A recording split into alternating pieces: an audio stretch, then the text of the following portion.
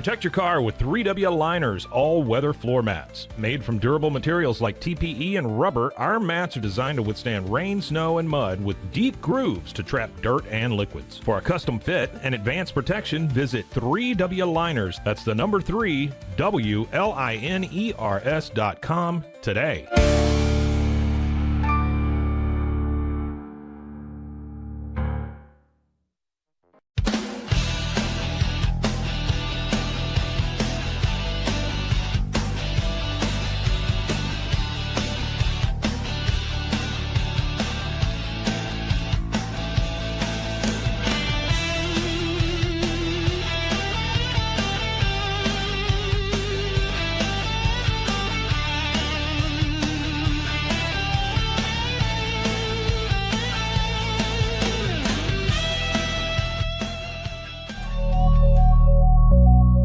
Cases, innovation drives us. Since 2008, we've been creating cutting-edge technology products that make your life easier. With a focus on performance, design, and customer service, we're here to help you work smarter, not harder. Join us on our journey to simplify your world. Visit acasis.com today. That's ACASIS.com today.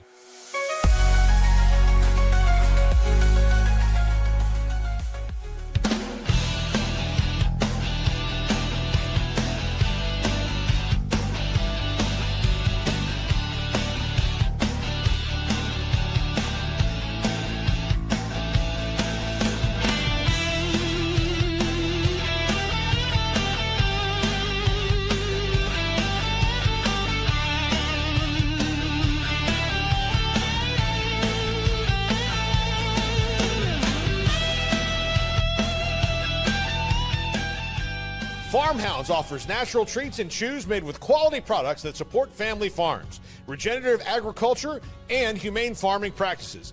Give your dog the best with wholesome, organic ingredients that promote health and happiness. Shop now at farmhounds.com.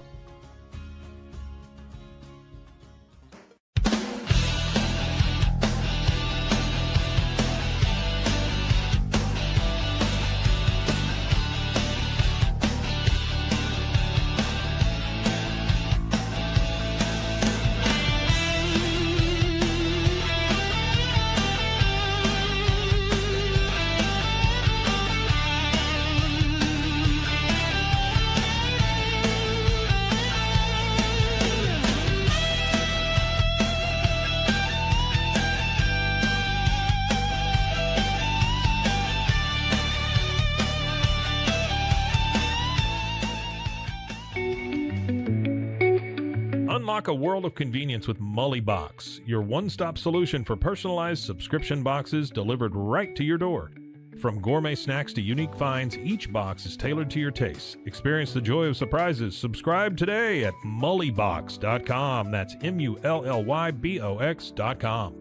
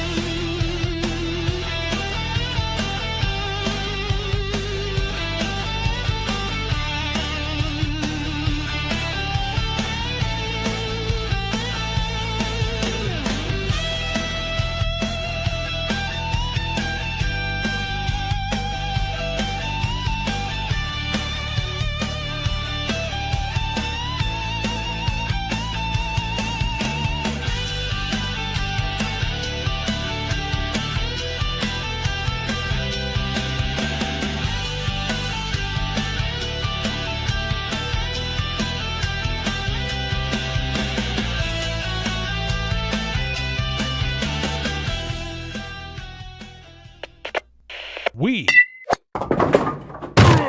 are Rogue Media Sports.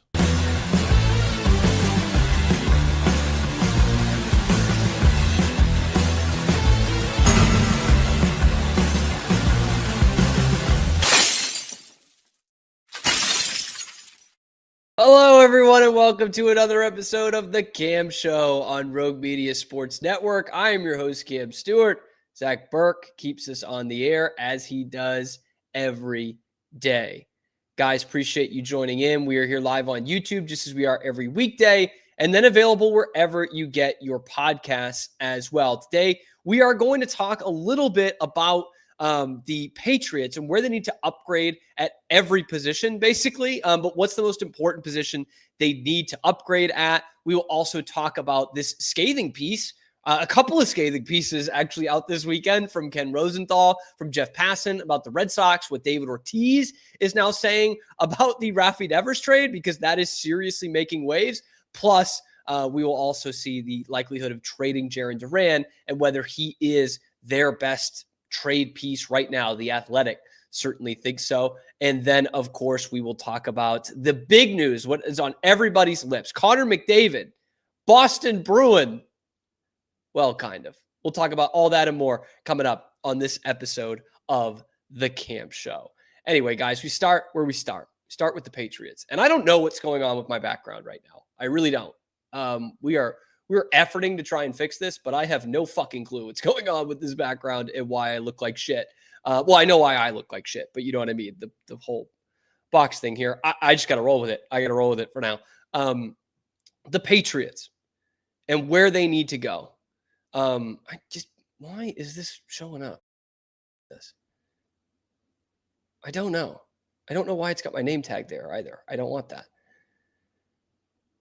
Anyway, the Patriots. I saw an interesting, it was Tom Curran and Phil Perry's Patriots Talk podcast. I usually listen to it. They were grading the position groups, what needs to get better, what the report card is for each position group. And I actually stopped myself. I said, I don't want to listen to this.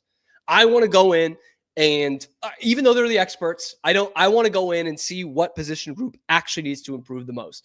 And there's been so much that's been talked about through the Patriots in their draft and their free agency and all this stuff. And I think they have improved this team, specifically on the coaching staff, actually. I think they've really improved this team. And I don't know if they're good enough for 10 or 11 wins yet. Like some people think that they are. But I do believe they've made a vast improvement here. And I would be remiss if I didn't say that to start off the top. But where do they need to improve the most? Is it defensively? Is it helping Drake May? What do the Patriots need to do to really make a leap and become a playoff hunting team? That's what I wanted to know. And initially, it comes down to, yes, you've got to help out Drake May. You've got to give Drake May some more help. And when I look at what they've done in the drafted free agency, I don't exactly know that they've done that, okay? Because the first position that actually came to mind was running back. And I think they have gotten better at running back with the drafting of Travion Henderson. I think you automatically are a better position group because of that. I liked Antonio Gibson last year. I know not a lot of people did. Not a ton of people were on board with the whole Antonio Gibson experience, but I thought he was fine for you with a terrible offensive line. But Ramondre Stevenson took a step back. Was part of that playing behind the worst offensive line in football? Probably. Probably, yes. He also has a fumbling problem that reared its ugly head once again. But really, you're okay at running back, and you've got a mobile quarterback that can get out of the pocket. So that makes the defense respect it a little bit more. Where you really need to improve, though, is at wide receiver. And I know we're not breaking any barriers here. You need to get better wide receiver play. The Patriots have had the worst wide receiver group in football, I'd argue, 3 of the last 5 years. And specifically the last 2 seasons, there's been no one in the NFL with a worse wide receiver room than the New England Patriots. And when you look at the room this year, is it better? I think so. Do you still have a ton of questions? I think so. Like I look around this room for wide receivers on this depth chart, and I don't see a lot of exclamation points. I see a lot of question marks, right? Like you bring in Stefon Diggs. That was the move. Okay, but here's a guy who's now on the wrong side of 30.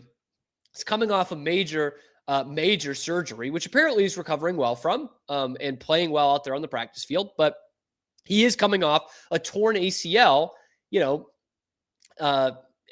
months ago. and it'll be 10 months by the time the season starts, almost 11. He went out in the middle or end of October last year. Usually guys at that age don't just miraculously recover and are ready for week one and are a team's number one receiver again.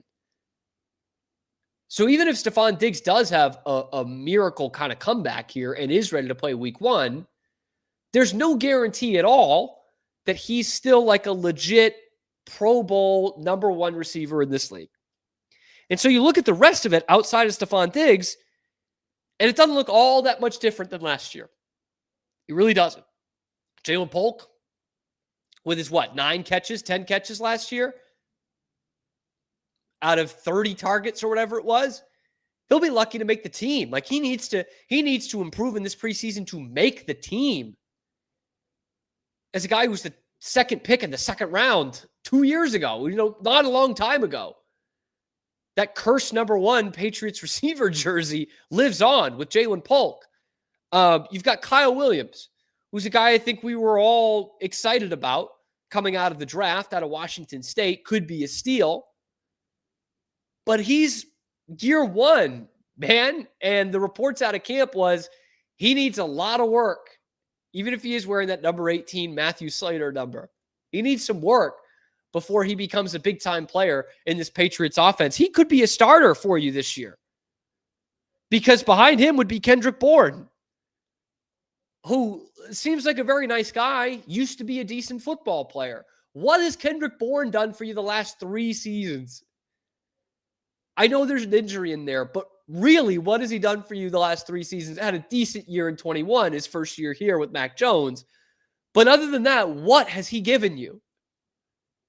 I mean, you were benching him last year for Jalen Polk and Javon Baker in the middle of the year. Like not a couple of meaningless games at the end of the season. No, it was just meaningless games at the beginning of November because they were that bad. And then you look down at Pop Douglas, a guy I like. Again, he played with this quarterback last year. He played with a subpar offensive line last year. He was the team's leading receiver on the worst, the world's tallest midget. I mean, he's the leading receiver in the worst room in football. He and Hunter Henry were the 2 leading pass catchers.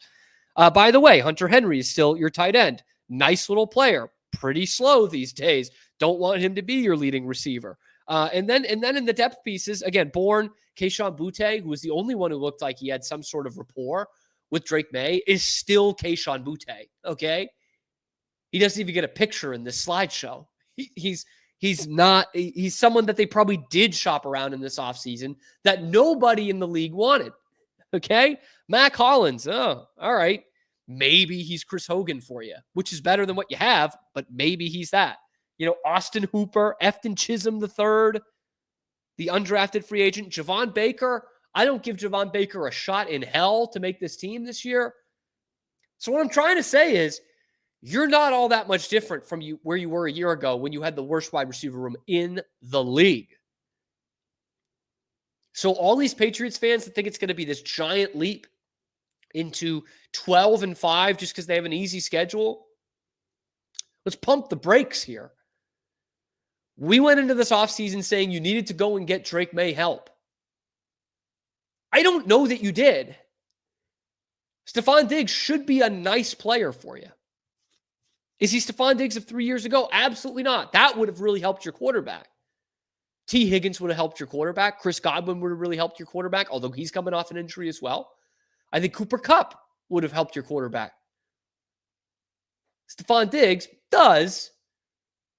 But if we're looking at the depth and breadth of this, have you really helped your quarterback? You got him a second running back.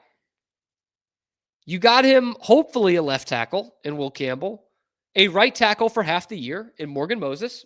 And the guys behind these guys are frightening. Valerian Lowe, Caden Wallace, DeMontre Jacobs. We saw too many of those guys. You didn't improve tight end. I don't know that you improved the other side of the outside receiver with Kyle Williams. I think he could be a nice player. He's going to take some time. And Pop Douglas is, again, we've watched Pop Douglas the last 3 years, man. Like, I just don't know how you see this and say, oh, yeah, Drake May, 30 touchdowns coming, because who's he throwing to? We asked the same question last year. I don't know that it's that much better off in this year. So you don't need to look too far to find the answer to this question. What position group needs to improve the most for the Patriots? The defense got much better, I think. Your running back room got better.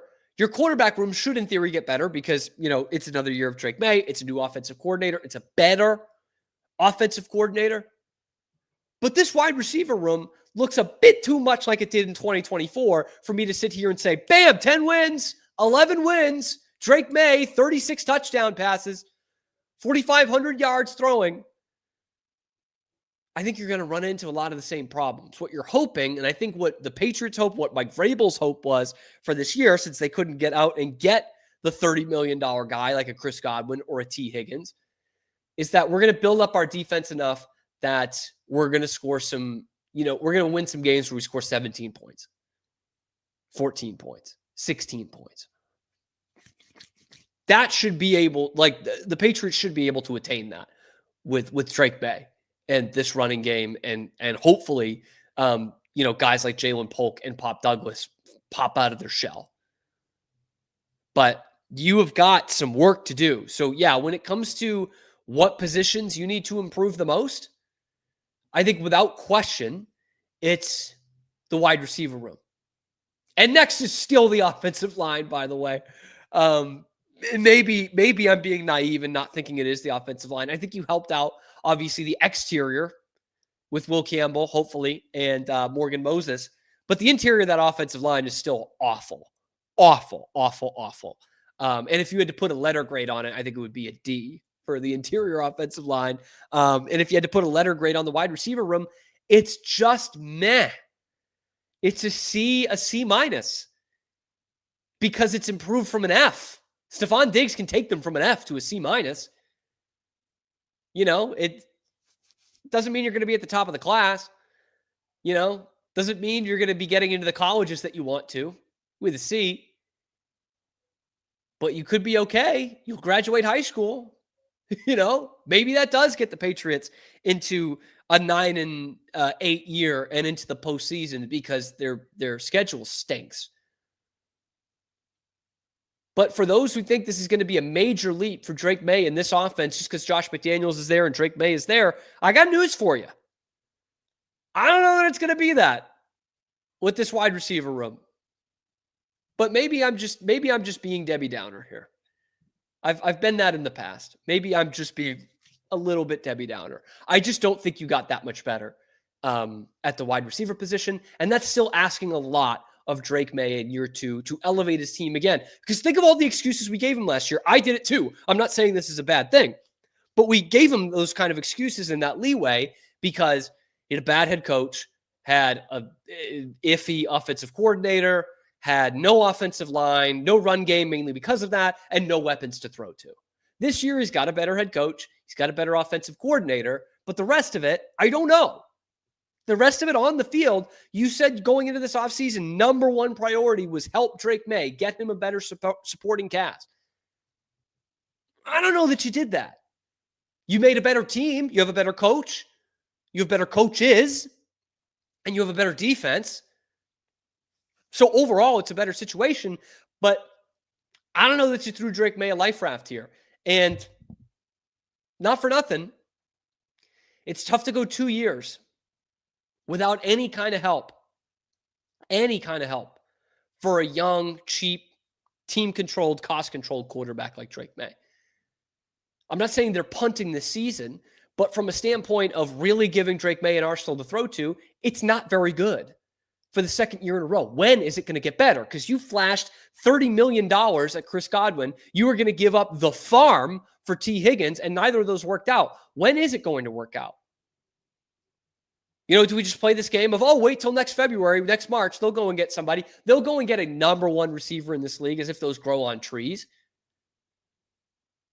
And if it comes down to drafting and developing, the Patriots don't do that. They don't do it at that position.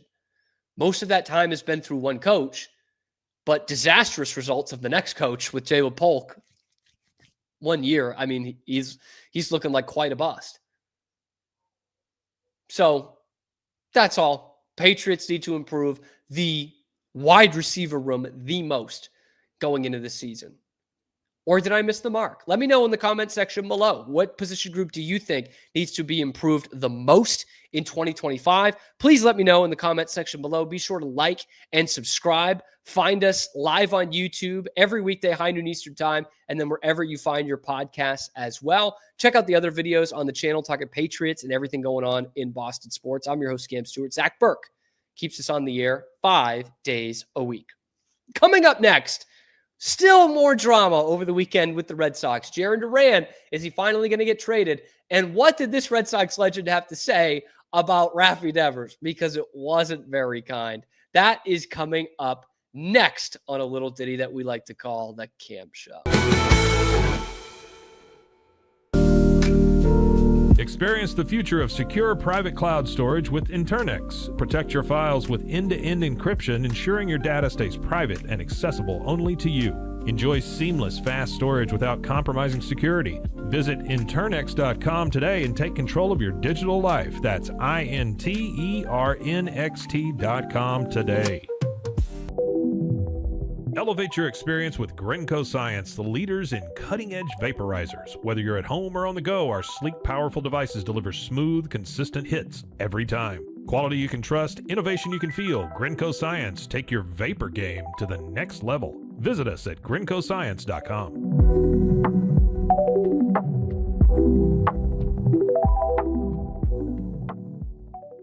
At Terrapin Ridge Farms, they believe in the joy of effortless entertaining. Inspired by CEO Mary O'Donnell's mom and her legendary holiday parties, they've crafted a line of gourmet foods that turn any meal into a celebration. From savory jams to mustards, aiolis, and more, their products are made with love, bringing unforgettable flavors to your table. Whether it's a casual get-together or a special occasion, they make it easy to impress. Terrapin Ridge Farms, where great food and great memories come together. Visit them at terrapinridge.com. Terrapin Ridge. Do you ever have a story that you just can't get out of your head? One that you play the details of over and over with your friends? Well, you've come to the right place. I'm Claire. And I'm Susan. And this is Justice Pending, a weekly true crime podcast where we discuss tantalizing crimes with more questions than answers. Thanks for joining us. Cleanse your body of accumulated toxins and embark on your wellness journey at your own pace. At Global Healing, we provide premium supplements to help your body heal naturally. Combine that with OrganicHemp.com's top quality CBD for ultimate balance. Start your healing journey today at GlobalHealing.com and OrganicHemp.com.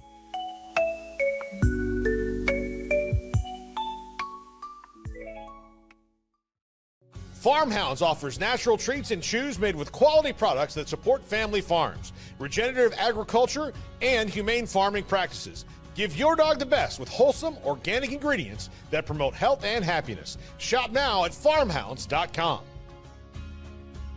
It all began with a simple idea, cutting handles off old ski sticks to create better pull-up bars. This sparked the creation of the revolutionary Engels 90 handles. After testing over 70 prototypes with 300 athletes, our patented handles were launched in 2018. We continue to push the boundaries of strength training. Join us in making your training more natural and effective. Visit Engels90.com to learn more and revolutionize your workout. Ready to bring your vision to life? At Small Rig, every idea, design, and product is inspired by you, the creator. With our industry-first under co-design mode and the Dream Rig free customization project, we unite with global creators to turn big dreams into reality. Whether it's a cage rig or mount, Small Rig's versatile gear is built to elevate your craft. Small Rig, where your creativity meets our innovation. Go to smallrig.com. Unlock a world of convenience with MAYE Box, your one-stop solution for personalized subscription boxes delivered right to your door. Each box is tailored to your tastes. Experience the joy of surprises. Subscribe today at MULLYBOX.com. That's MULLYBOX.com.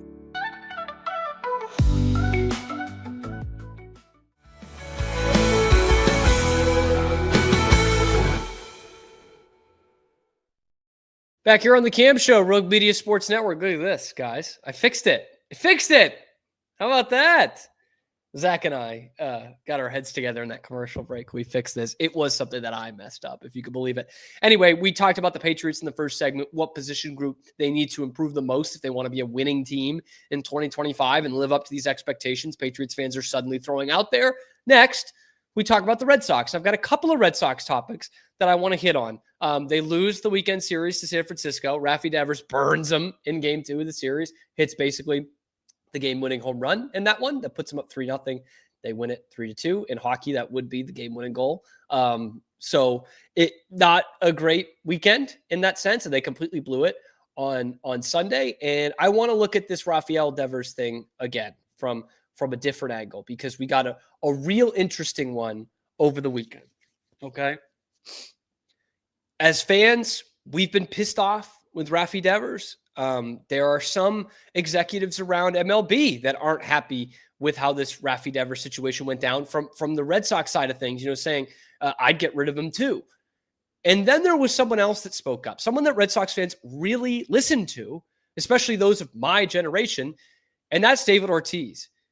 And David Ortiz, man, he gave a scathing review of Rafael Devers and what he has done for this Red Sox team and how he does not blame the Red Sox for how they handled this thing. Now, let me make this clear before we get into this.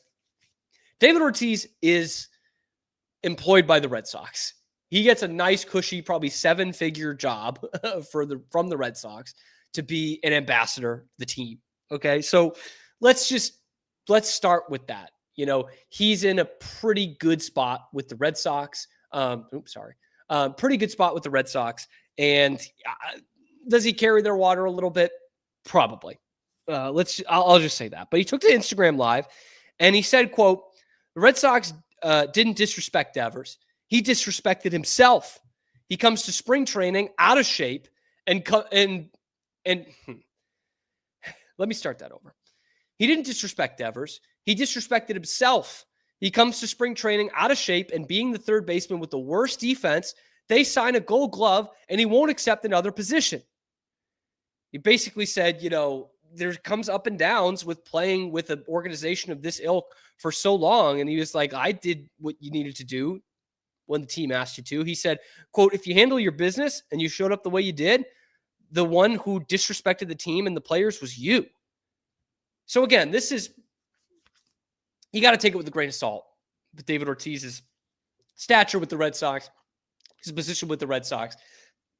But you also need to take into account David Ortiz does know what he's talking about. Okay. He did play for this team for a long time. And from a player profile perspective, he's very similar to Rafael Devers. Okay. They weren't the fleetest of foot out there in the field. David Ortiz needed to become a DH. So did Rafi Devers. Big, hulking, left-handed sluggers for the Red Sox that were the faces of the franchise at the time that they were there. So David Ortiz does know what he's talking about when it comes to this. And he even showed the camera like all the the red messages that Rafi Devers had that he didn't respond to. Like David Ortiz clearly trying to reach out to him. And this is where, again, it comes down to like Rafi just didn't care about this team or this organization. And I know a lot of pro athletes aren't like fans and they're like dying for the name on the front. I get it. But for those who are still saying that Rafi Devers wasn't a bad teammate, like a lot of Red Sox fans are, wouldn't even say the majority, but a lot of Red Sox fans are, like how Pedro Martinez is saying, like, what do you point to say that he is a good teammate? Because the team they asked him to play a different position to help the team.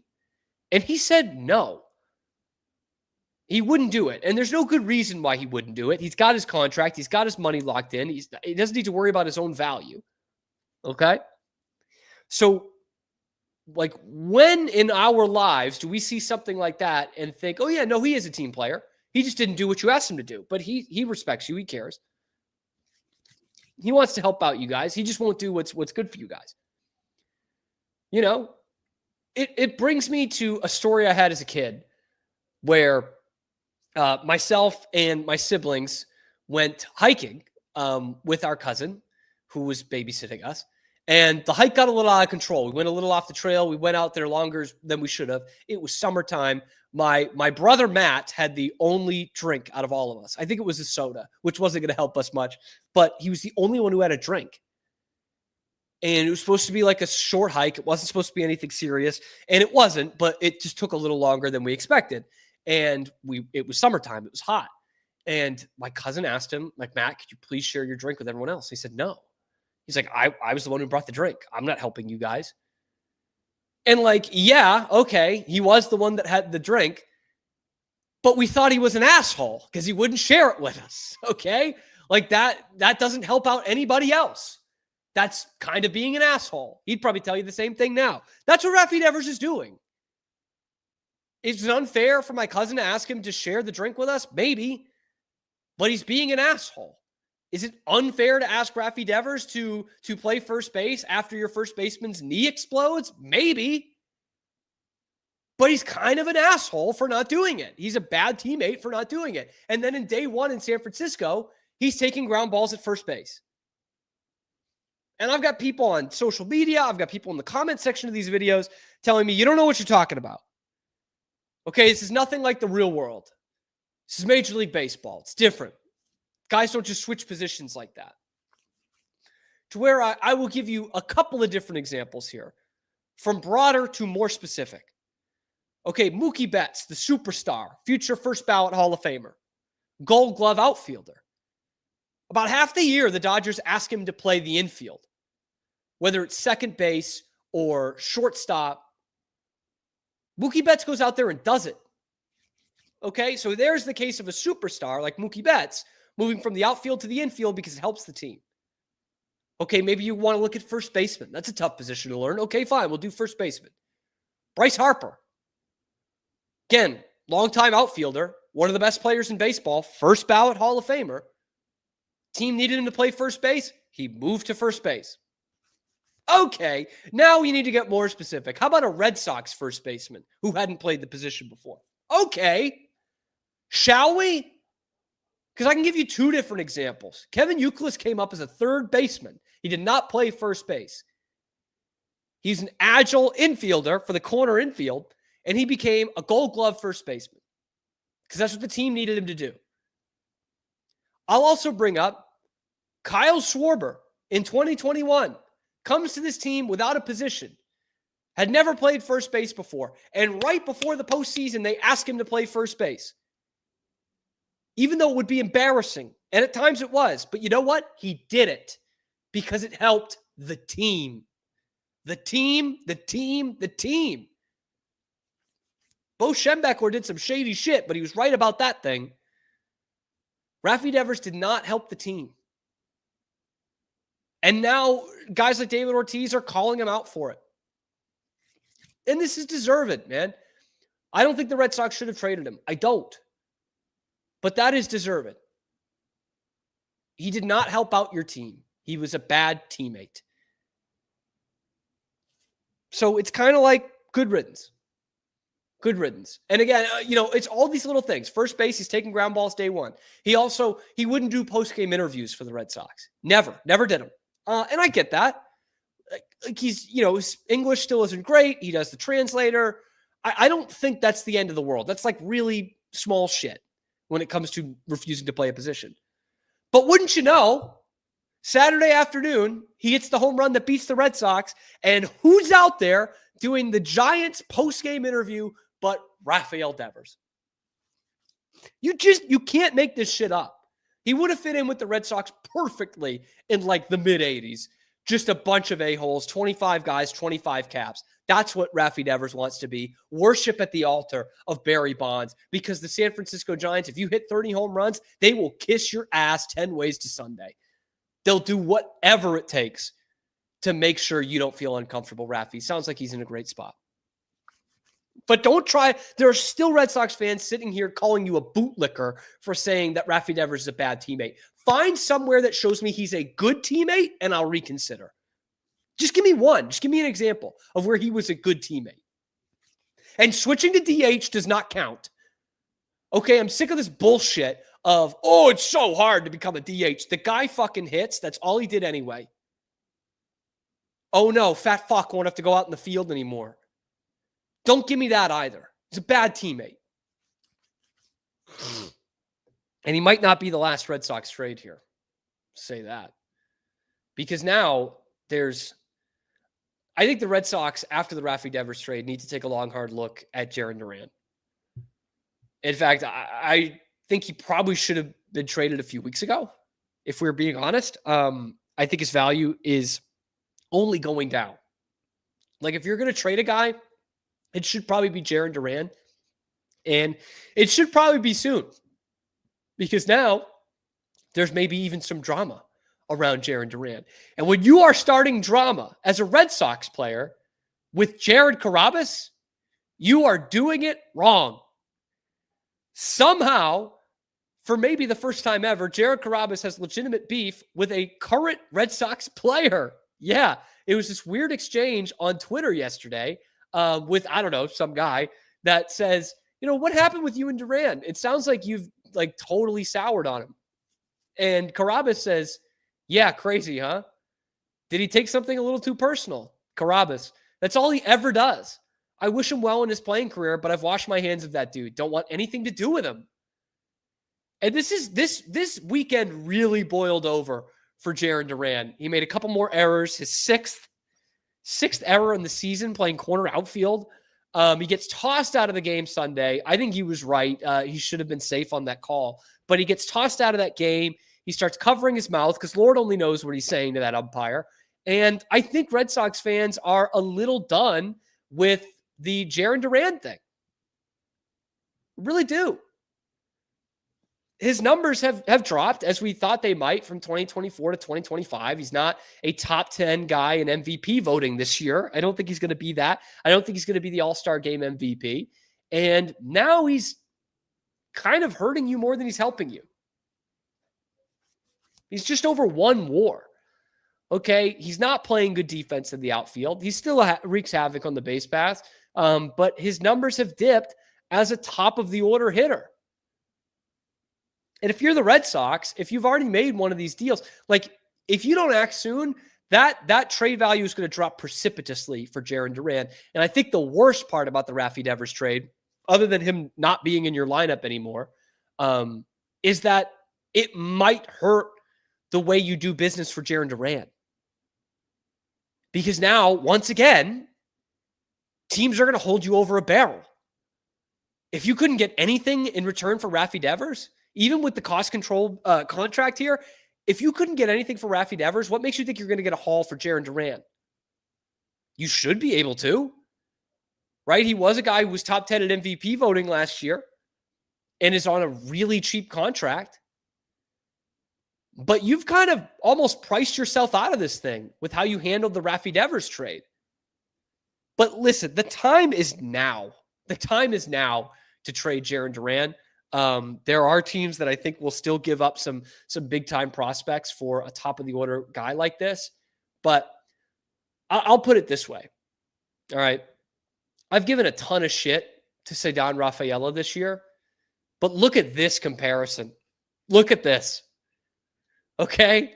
Ceddanne's been a little bit better recently, the last week or two. Actually, really 2 weeks now, 2 to 3 weeks. But there are still some numbers going in Duran's favor in the head-to-head, but it's just barely. Look at that. Yeah, his OBP is better by 8 points.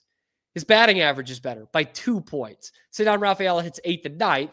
Jarren Duran hits 1st. So when we're talking about a value, Ceddanne's got a better value as a 255 number 8 hitter than Jarren Duran has as a 257 number 1 hitter. Okay? And then when it comes down to the slugging, it's actually in the corner of Ceddanne Rafaela, and I'll take my bottom part of the screen off here for just a second, because then you can see when it comes down to the OPS plus, which to me is maybe the most important stat for any hitter. It's a slight edge, but it's an edge to Ceddanne Rafaela. Jarren Duran was at about a 120, 130 OPS plus last year, and now he is worse than the league average hitter. Barely. But that's what you're trading right now, a league average hitter at a good team-controlled contract, cheap contract. But Ceddanne Rafaela, mainly just because of his defense, is a 1.5 better, take WAR how you will, a 1.5 better than Jarren Duran. The time is now. The fans are really souring on Durant. Like, this has happened fast. And he hasn't been productive enough. And he does sometimes go on tantrums. And I think evidence will show he probably does take things a little too personally. Like, I'm not going to get into the mental health stuff. That's a totally different ball game. I will never critique him on that side of things. But like the whole thing with like the tape that said "fuck him," like that's something that your friend from high school who wants to look cool does in his baseball games. And it's like, what haters do you have, bro? Like, what are you talking about? Especially Jarren Duran in 2025, in the beginning of 2025. What haters did you have, man? You were beloved by this fan base. And apparently everything's just too personal. And maybe that's not a guy you want in your clubhouse anymore. Maybe that's not a guy you want to be a leader, because right now he's kind of forced with being one of the leaders on the team. He's an all-star last year. He's one of the best players on the team. He's now something of a veteran guy. He's been up for parts of 4 seasons now, 5 seasons. So he's one of the longest tenured guys on your team, which is crazy. And there's a ton of young guys in that locker room. Maybe that's not exactly the example you want, a guy who takes everything too personally. But you got to strike when the iron's hot here, Red Sox. There's no better time to trade Jarren Duran than right now. And maybe, just maybe, you can still get some big-time prospects. The Salas kid, the catcher from San Diego. Painter, the starting pitcher, the number 1 starting pitcher prospect in baseball from Philadelphia. Those teams desperately need a corner outfielder. Or maybe you can let the Dodgers fleece you again. Maybe you can just let the Dodgers just take you to the woodshed one more time. But the final part I'll say about this, I don't even think you're waving the white flag if you trade Jarren Duran right now. I think this team can still make the playoffs. I don't think they do, but I think they can. And if you trade Jarren Duran for a good roster player, because you have a logjam in the outfield, a good roster player, an infielder, a bullpen arm, maybe even a starter, and a big-time prospect, I don't think that's waving the white flag. But let me know what you think in the comment section below. Is it time to trade Jarren Duran? Let me know in the comments. Be sure to like and subscribe. Find us on YouTube live at high noon Eastern time every weekday, and then wherever you get your podcasts as well. Check out the other videos on the channel talking Red Sox. We actually did our own top 3 packages for Jarren Duran at a trade deal. So check that out and everything else going on in Boston sports. You'll find it right here on the Cam Show. I'm your host, Cam Stewart. Zach Burke keeps us on the air 5 days a week. Coming up, we're going to get into hockey a little bit. Connor McDavid might be on the market next year and might be on the trading block this year. Everyone in the league wants him. Why would he come to the Boston Bruins? We'll tell you why one expert thinks so. Coming up next on the Cam Show. We'll be right back after these quick words from our sponsors. This is Rogue Media Network.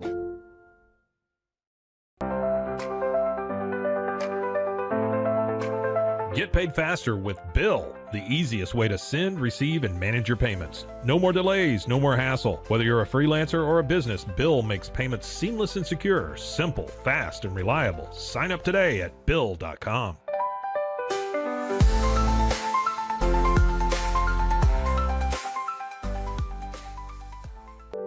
Overwhelmed by your inbox? Clean Email is here to help.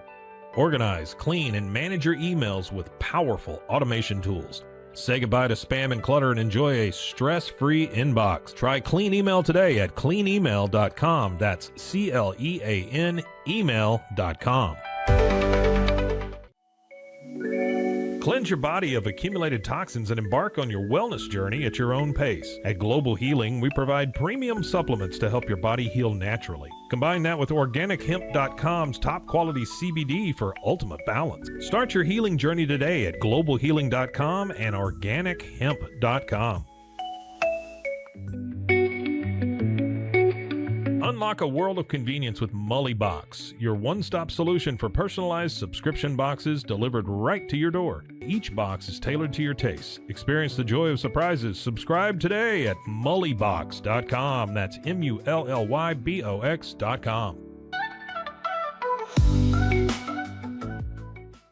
At Tusain's, we understand that maintaining a healthy lifestyle can be challenging, especially in today's fast-paced world. That's why our mission is to make fitness accessible to everyone, anywhere. Committed to excellence, we adopt a user-centric approach guided by ergonomics and medical science. With a team of seasoned professionals in R&D, design, and manufacturing, we prioritize quality across our entire product line. Visit Tusains.com today and start your journey to better health. That's TOUSAINS.com. And now, back to our show. Welcome back to the Cam Show, Rogue Media Sports Network. In the itchiest nose I've ever had. Allergies, not Coke. Just getting some allergies here, and it's still very, very itchy. We've talked about the Patriots, what position group they need to improve the most. We've talked about the Red Sox, where they can improve, who they can trade before the trade deadline. The Athletic still has Jaron Duran as the number one trade piece in all of baseball heading into this deadline season. And now we look at the Bruins. It's a big week, man. They get the number 7 pick on Friday, which we'll make our endorsement of who they should draft later on this week. They're going to have new jerseys coming out on Wednesday. They've basically dropped already that they're changing the logo to the actually, it's going to be this one, which I have behind me, the yellow B with the yellow kind of shield around the spoke, which I love. I think that's a great move. I don't love when teams work in reverse, which is essentially what the Bruins are doing, but I do think that's better than the logo they have right now. God damn, man. And amazingly, the Bruins might be in on Connor McDavid, at least according to some experts. Bleacher Report did their top 7 landing spots for Connor McDavid if he does become a UFA in 2026. Typically, that deal would get done this summer so that McDavid does not hit the open market. If he does, he'll probably be the greatest player ever to hit the open market. So he can at least be the GOAT in that department. But here is the write-up on why Connor McDavid could be a Boston Bruin. I'll be honest with you guys. It's 7 out of 7 teams.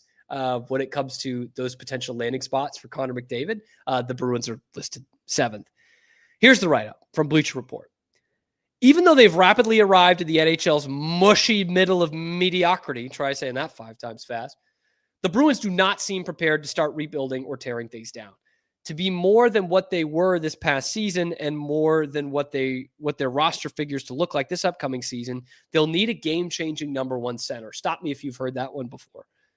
That has been their biggest need since Patrice Bergeron and David Krejci retired, and the likes of Casey Middlestat, Pavel Zacha, and Elias Lindholm are not going to satisfy it. McDavid would satisfy that. The Bruins are at a big market and are an original 6 franchise that still has eyes on winning. That could potentially be appealing to McDavid.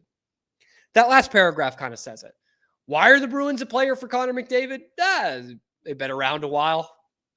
They're a big market team. People recognize that logo. They used to care about winning. That's why. That's why they'd be in on Connor McDavid. Yeah. I think that's about the best reason that the Bruins would be in on Connor McDavid. It was because they were founded 100 years ago. Other than that, I don't think they have a shot in hell. I mean, seriously, this team hasn't signed anything close to a premier free agent, market premier free agent in 20 years, okay? Since Zdeno Chara in 2006. That's been a long, long time. Okay, David Backes, Matt Bolesky, okay, Elias Lindholm. Like, these are not top value guys.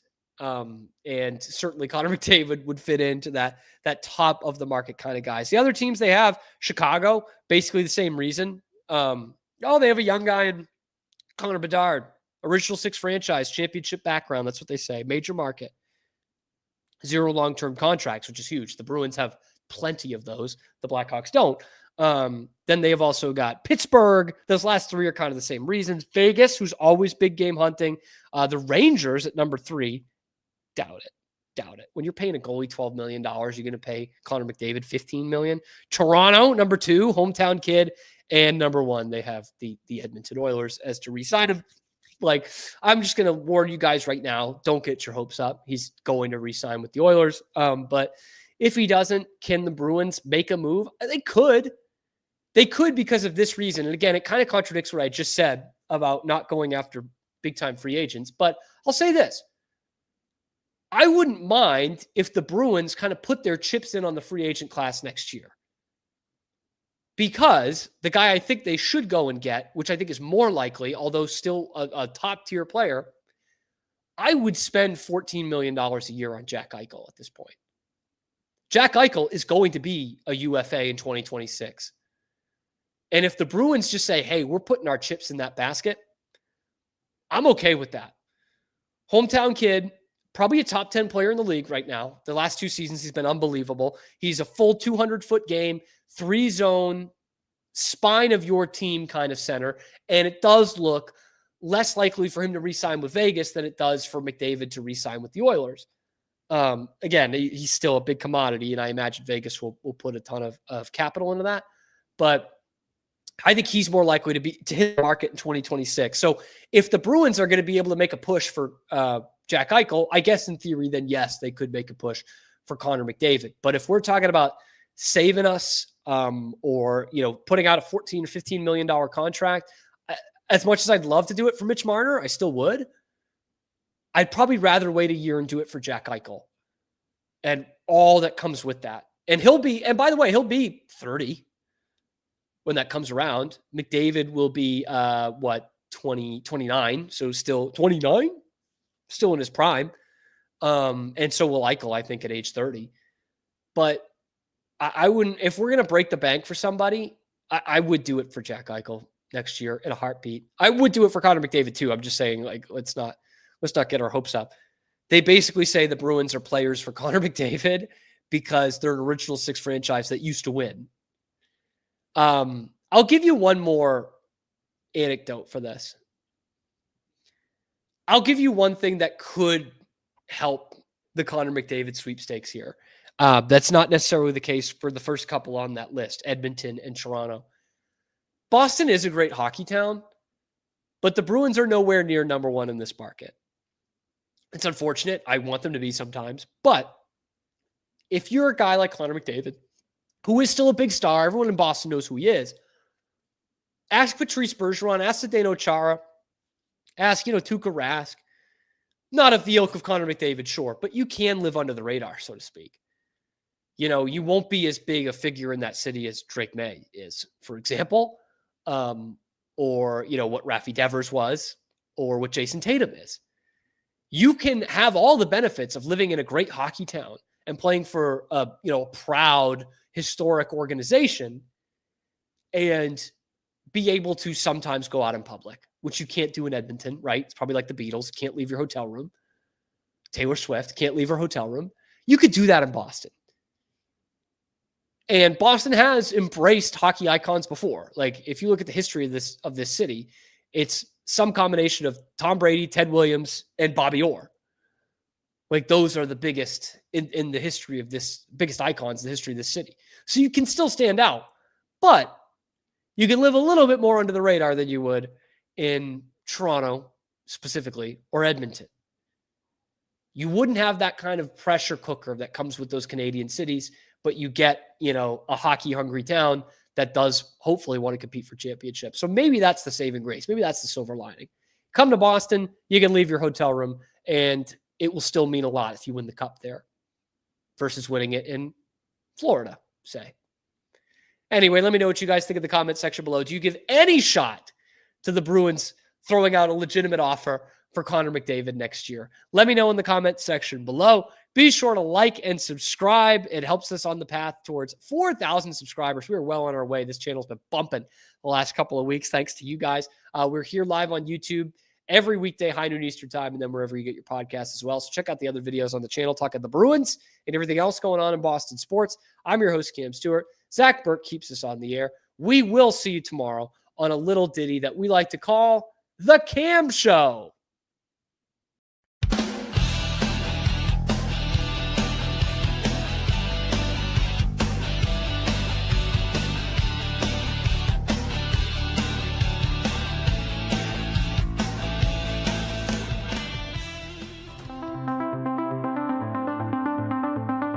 Transform your workspace with Hanomi Ergonomics. From adjustable chairs to standing desks, we provide solutions for comfort and productivity, whether at home or in the office.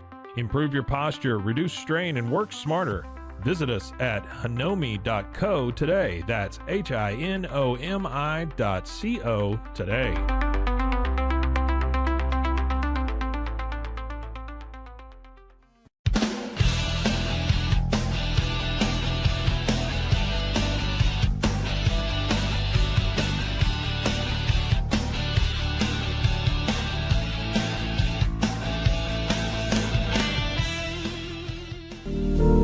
Experience the future of secure private cloud storage with Internix. Protect your files with end-to-end encryption, ensuring your data